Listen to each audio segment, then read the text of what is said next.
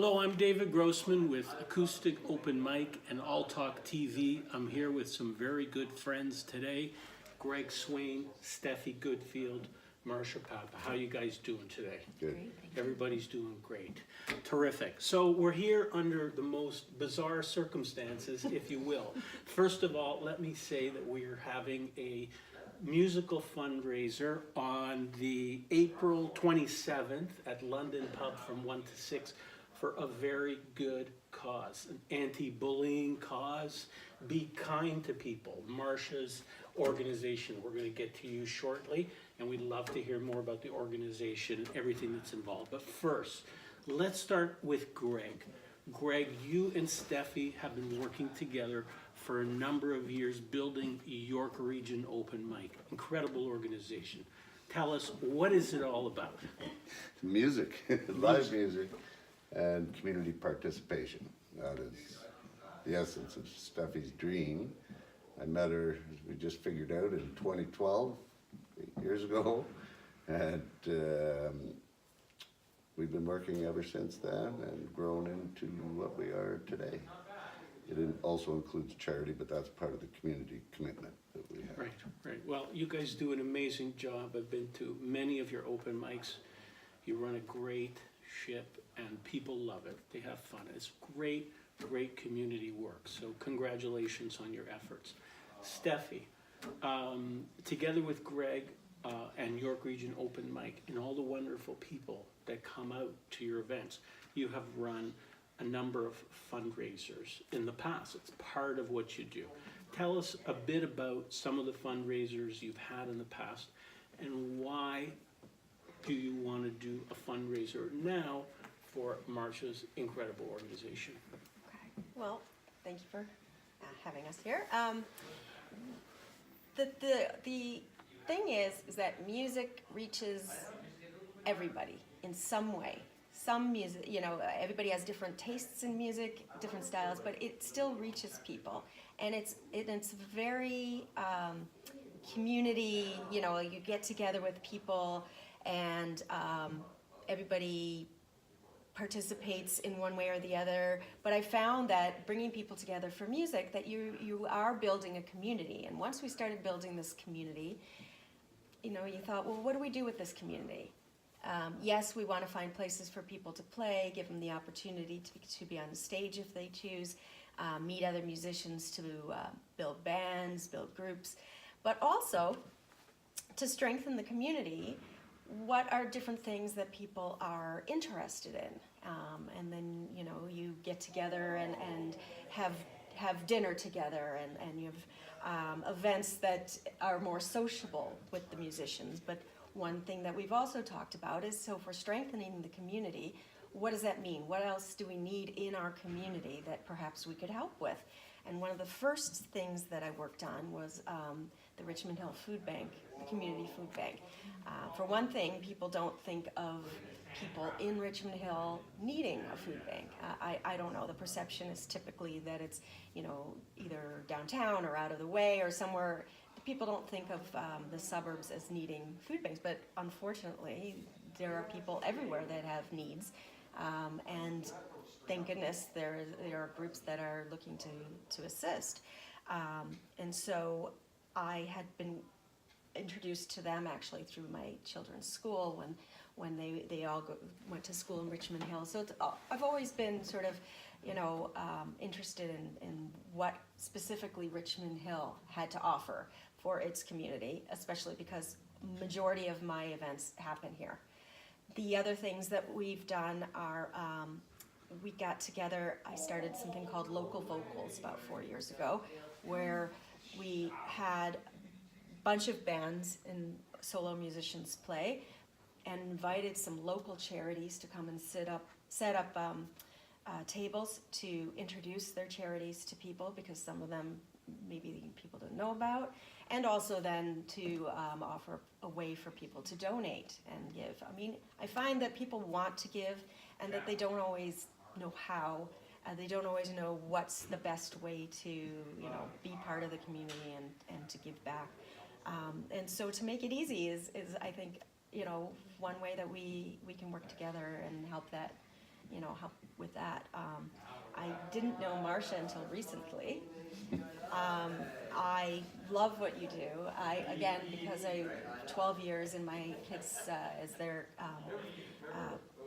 councils and with the elementary students, obviously bullying comes up often. And how do we change the mindset of the kids so that it doesn't go further than gentle ribbing or whatever else, and people don't always know what bullying means.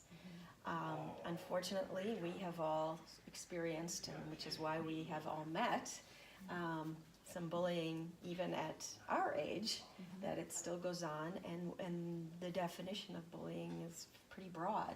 And so since we have met, and I want you to be part of our community and want people to understand what you do and have an opportunity to bring it to their school or bring it to their organization, because again, it's all about having the information out there. There are lots of places that people can help, but if we don't know where or how, then it doesn't work very well. So we got together under, really the four of us, I think, under bizarre circumstances, because there was somebody from the town who was bullying you, Steffi, and also Greg, and also another good friend who's going to be part of this fundraiser, Matt Groupie from Drive Events, and the person was found guilty by the integrity commissioner of the town for having violated the code of conduct. And on the night when the punishment was to be handed out, a number of people came to provide victim impact statements on your behalf, Steffi, and wouldn't you know it, this person then is now suing everybody because they weren't pleased with the outcome, I suppose, but it seems to be a characteristic of bullies that I guess that they find it hard to stop. But Marcia, you've had some first-hand experience with this, very sadly, with your brother, and I think that's how the foundation originally started. Why don't you tell us about that? Give us some background, please. What prompted you to start the foundation, Robert Wiebe Foundation? He was your brother. Yes, correct. Tell us about that, please. Okay, so my brother, he was 10 years older than I am, and unfortunately throughout his childhood he experienced bullying, but it escalated into the teenage years, and then for some reason it became even worse as he became an adult. And my brother was a very kind-hearted, compassionate, caring, loving individual. He would do anything for you. He was not a fighter. He just wanted happiness in his life. And unfortunately, people just assumed that they could take advantage of him in different ways. So the bullying became so severe. And I always try to make the statement that we use the term bullying generally for children. We don't normally think that it affects adults. But it is something that if it's not dealt with and addressed, people who are bullied, they will carry those emotions and those feelings into their adult years as well too. So he just continued to be hurt by these people, and it aggressively got worse and worse, and over time eventually he couldn't take it any longer and he took his life 5 years ago actually. So throughout that time, we didn't know the extent of how bad things were until afterwards, and I met a really incredible woman named Carol Todd, and she's the mother of Amanda Todd, a BC teenager who took her life when she was 15 years old. So my brother had reached out to Amanda Todd's mother and basically said how sorry he was for her loss, but he could feel Amanda's pain. And even though he was an adult, he understood what it was like for that young girl, and he really tried his best to help Carol's foundation and turn things into positive. But again, the bullying just progressed and got worse and worse. So even Carol help him at that point in time. I found out later, so Carol and I became friends, and she actually came to Unionville, and I was very inspired by her and her work and what she's been able to do for her daughter, and I knew that this needs to be brought into light for the adults as well too. There's a lot of adults who are suffering in silence, like my brother did, and they feel that they're ashamed or embarrassed to say that they're being bullied because everybody thinks it's a schoolyard word and you should get over it, and you're stronger than that, but it's extremely detrimental to one's being. So my sister and I started a foundation. She lives out west, and we created the Robert H. Weed Foundation in honor of my brother, and we decided to do little things as best we could, sell candles and goodies and treats, and we raised some money that way so that we could bring a program which we have named May 18th of every year as Be Kind to One Another Day. So the short acronym is BK2NA Day. Right. And for the past few years, we've had the town of Richmond Hill proclaim it, and most recently we've had the city of Burlington proclaim it as well too. Congratulations. I saw that letter from the mayor of Burlington. That's beautiful. It was wonderful. It was from Marion Mordweed, and she just was phenomenal in helping us achieve that as well too, even not being a resident of Burlington. Yeah. So it's nice to see that other cities are really into this as well. So that's basically kind of in a nutshell why we started this, and with the hopes that we can help children but help adults as well too, because it's a cycle, and if it's not stopped or there's not an end to it, it can sometimes have really devastating consequences. Right, it can continue to escalate as it seems to have in our case, because I didn't finish my point earlier, but when we spoke at the council meeting, this person I guess got defensive, and now they're suing everybody, and it's including the town and other councillors and the integrity commissioner for making decisions. So unfortunately, it's a bad use of time, money, and energy. So I'm really excited that we're all here together. And Marcia, so this program, have you run it before? I know it's coming up. Tell us where's the book? Sure, I have the book we right have here. The book? Yeah, I do. The book is hiding. This is the book. It's called We Bees and the Bee Attitude.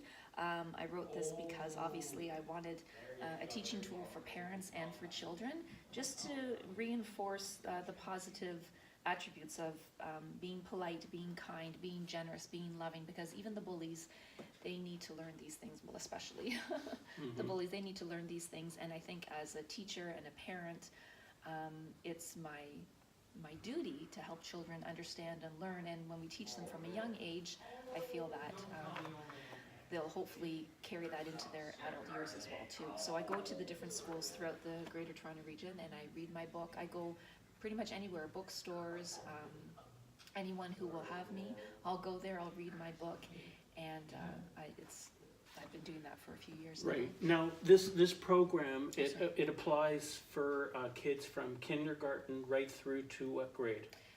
Generally, the book is geared up to about probably grade 3, Okay. but the BK2NA Day is for children from kindergarten all the way through to grade 8. So there's different activities that we promote for the different ages. So the older children do a little bit more intricate work, as the younger children do more crafts. The older children, we get them more into writing and purposeful writing and creative writing, and trying to figure out ways that they can work together and come together as a team, come together as a unit and a family, in essence, Right. to kind of combat these the bullying behaviors, and to try to turn them around and make them something positive. So Be Kind to One Another Day is basically, this year the theme is called Fill a Cup with Kindness, and all the students will get a cup, and they're to write a personal message to their friends. Each child in the classroom will then go home with a number of different messages from every single member of the children in their class, and it's a beautiful just memento. They go home and they read it, and it's all positive messages, and it's my son still reads his messages that we started 2 years ago, and it's really a heartwarming thing for the children. They feel really good about themselves. Well, it's a beautiful thing, and it's a very important thing. So we'll put the website, your website up on our post. It's weebees.ca. So people can go to the website. They can call you. We'll put your phone number if people want to donate. We'll put instructions on how they can deposit money into the foundation account at one of the banks. But if somebody really wants to get involved and help, and I'm hoping somebody will see the importance of your work, that they can call you and see what they can do to help you really move things forward in that respect. So again, Be Kind to One Another Day, BK21A. That is on May 17th and 18th. So you're gearing up for that. Our musical fundraiser that we're putting on together, York Region Open Mic, the two of you, Matt Groupie from Drive Events, and Jeff Offman, who's been with us, with Matt and I, for a long time, are organizing that event. London Pub, which is located in Richmond Hill on Young Street. You know the address off the top of your head? It's okay. 297 2970, something like that. All right. Anyway, we'll put it up in the text on this post. But it is an open mic, a double open mic. Yes, of course. That's What important. are we doing? We're doing two. It's So a you have lots of two-stage. opportunities to play. Yeah, it's going to with be huge. a lot of people or solo, and we're just going Right. to keep the music going the whole time. Right. Two-stage Two. open mic. Two. Has that ever been done Never. before? I doubt it. Two-stage open mic. Never. It's going to be great. So come on by. We're going to have Lots of fun. artists, Raffles. 50-50 Yep. draws. It's going to be great. So we can't wait to see you all on Saturday, April the 27th in the afternoon. It's a family-friendly event from 1 p.m. to 6 p.m. Thank you so much for tuning in. See you there. Yay!